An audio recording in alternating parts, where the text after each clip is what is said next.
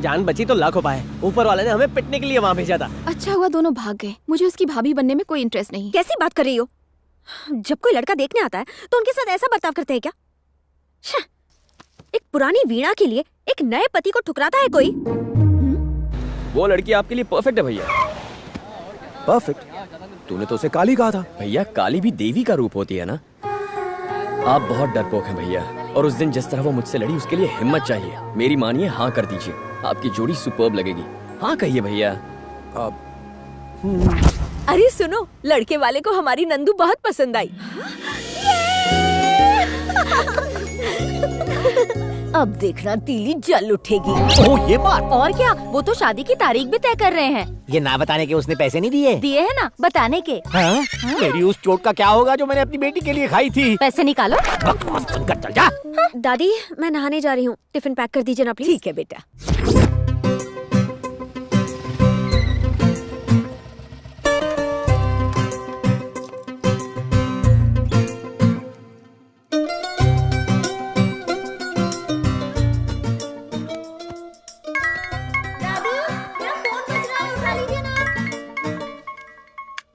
वो नहाने गई है, बाद में फोन करना।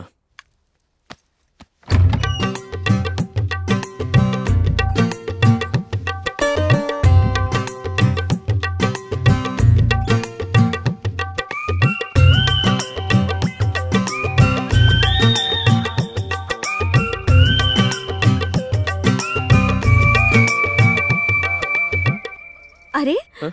आप कब आए? मुझे पता ही नहीं चला। मैं दादी कोई को। बात नहीं, हमने अपनी तरफ से सब कुछ पता कर लिया है। डेट, टाइम, अगर आपको कुछ पता करना है तो पूछ लीजिए। अब और क्या पता करना है हमें? आप दोनों भाई बहुत अच्छे हैं। कोई बात नहीं, यानी सब तय समझू ना। ठीक है मैं चलता हूँ। ओके सुनिए, thank you so much. Thanks किस लिए? तुमने झगड़ा भुला दिया और शादी के लिए राजी हो गए इसलिए। अरे उसमें क्या है, ऐसी छोटी छोटी बातें होती रहती हैं। वैसे थैंक्स तो मुझे कहना चाहिए आपसे। पर किस लिए? थैंक्स कहने के लिए कोई वजह थोड़ी चाहिए।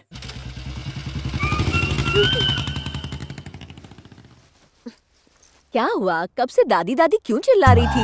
अरे बाप रे, पीछे आइए और पीछे, थोड़ा और। अब आगे जाइए। ये क्या हो गया? आखिर बात क्या है? सब कुछ देख लिया उसने।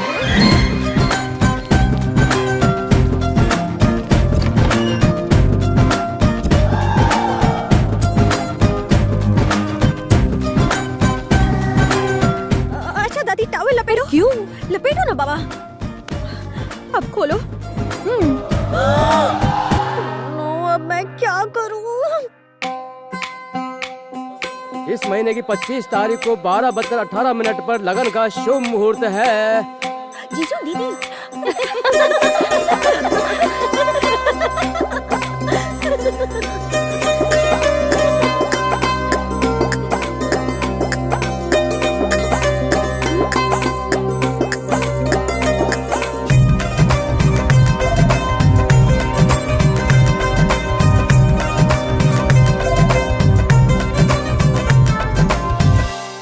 दादी मैं आपका बिस्तर भी यहीं लगा देती हूँ। यहाँ नहीं, छत पर लगा, ठंडी हवा में नींद अच्छी आएगी। ठीक है।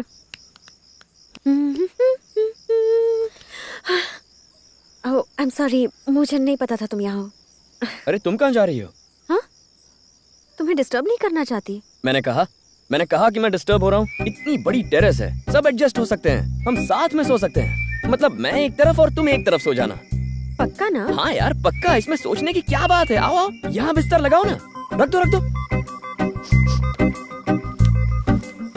यहाँ बिछाओ, हाँ बिछा दो। आधा है चंद्रमा रात आधी और आधा। क्या हुआ? जाना, मैं भी सोने आ रहा हूँ। बहुत मारूंगा। जा। ऊपर कुछ तो है, मैं देखने आ रहा हूँ। अबे जाना। I hate you. उस तरफ लगा दो ना, आराम से लगाओ, जल्दी क्या है। थोड़ा और इस तरफ ले सकती हो। अरे कोई बात नहीं, पूरे गांव को थोड़ी ना सुलाना है। वैसे तुम्हें खर्राटों से प्रॉब्लम तो नहीं है ना? मुझे प्रॉब्लम? मुझे भैया के खर्राटों की इतनी आदत हो गई है कि कभी वो खर्राटे नहीं लेते तो मुझे बिल्कुल नींद नहीं आती। तुम्हारे ऊपर कोई अपना पैर रख दे तो प्रॉब्लम नहीं होगा ना? yes. अब मैं क्या कहूँ, खर्राटों का शोर और मेरे पैर पर किसी का पैर ना हो तो गहरी नींद नहीं आती। हाँ? हाँ। ये सीढ़ियाँ भी ना जान लेकर छोड़ेंगी। अरे बेटा पल्लवी, थोड़ा पानी पिला दे। कबाब में हड्डी कहाँ से आ गई? पानी के लिए ऊपर टेरेस तक क्यों आई दादी? मुझे आवाज दे देती, मैं आ जाता। कितना अच्छा लड़का है, पर मुझे तो आना ही था। आपका पानी बिस्तर के पास रख दिया है और बिस्तर भी इनके पास ही लगाया है। इसका मतलब बिस्तर दादी के लिए था। मैं इसके पास सोऊंगी तो इसे परेशानी नहीं होगी। कोई परेशानी नहीं दादी, मैंने सब बता दिया। तो फिर ठीक है। बस 5 मिनट रुको, खर्राटे शुरू हो जाएंगे।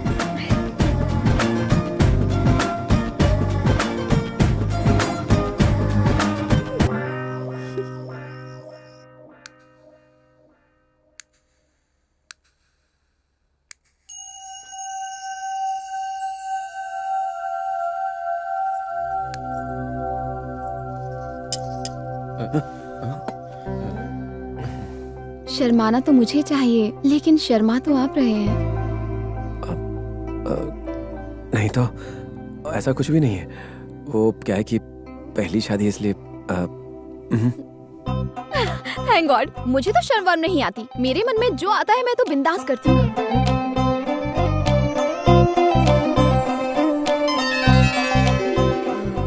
तुमने मुझे बिना देखे हाँ कह दी। अगर मैं खूबसूरत ना होती तो? कार्तिक ने मुझे सब बता दिया था। ये बताया कि मार्केट में कितनी बदतमीजी की थी मेरे साथ? उसके लिए मैं माफी चाहता हूँ, लेकिन एक बात कहूँगा, तुम्हारे बारे में सुनते ही मुझे तुमसे प्यार हो गया था। वैसे सबके सामने शादी के लिए हाँ कहकर तुमने बड़ी हिम्मत दिखाई। तुम्हारे आगे तो मेरी हिम्मत कुछ भी नहीं है। शहर के सारे गुंडे तुम्हारा नाम सुनकर थर-थर कांपते हैं। ये बातें हम बाद में करें। अरे रुको ना, बत्ती क्यों बुझा रहे हो? जब से तुम्हारी यहाँ पोस्टिंग हुई है, इस शहर में गुंडागर्दी और क्राइम लगभग ना के बराबर हो गया। ये पता था? अब नहीं, अभी पता चला। अब मुझे कुछ छानबीन करनी है, आ जाओ। ठीक है इंस्पेक्टर साहब, तहकीकात शुरू करो।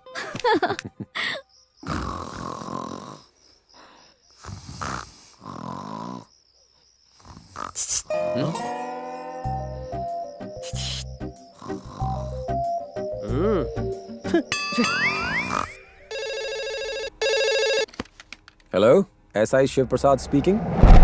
हाँ साहब, मैं वही हूँ जिसके आदमियों को आपने मारा था। हिम्मत है तो बग्गा के साथ में भी वही करो। शहर से उसके ट्रक निकल रहे हैं जिसमें स्मगलिंग का माल है। अपनी माँ का दूध पिया है तो रोक उन ट्रक को। Best of luck sir. Smuggling की टिप मिली ना सर?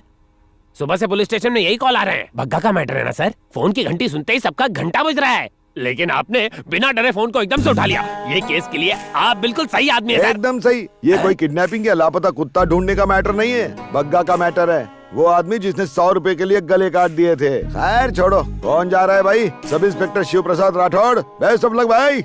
इस बार भी अकेले जाके झंडे और गुंडे दोनों गाड़ के आना।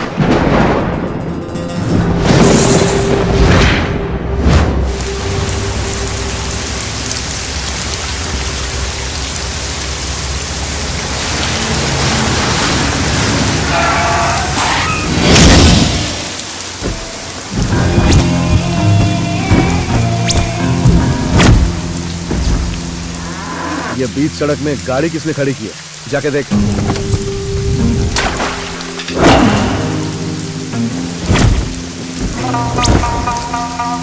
कौन है तू?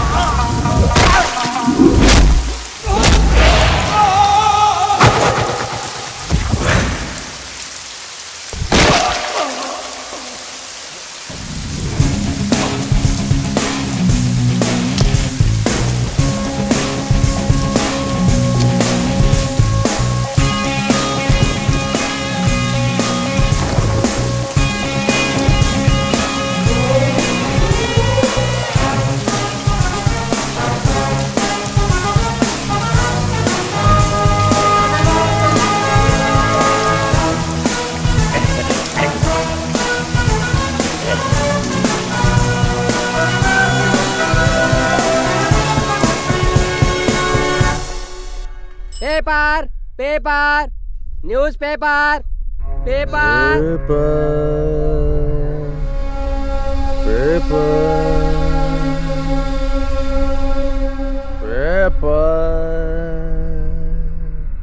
वो कोई नया सब इंस्पेक्टर है। जानता है उस माल की कीमत क्या है? जानता है? मुझे मेरा माल वापस चाहिए, वरना हम सबको भी पेपर बेचना पड़ेगा। Paper paper paper. उसके परिवार में कौन कौन है? उसका एक छोटा भाई है। वो साले को अगर उठा लिया तो ये लाइन पर आ जाए। उठा लो साले को।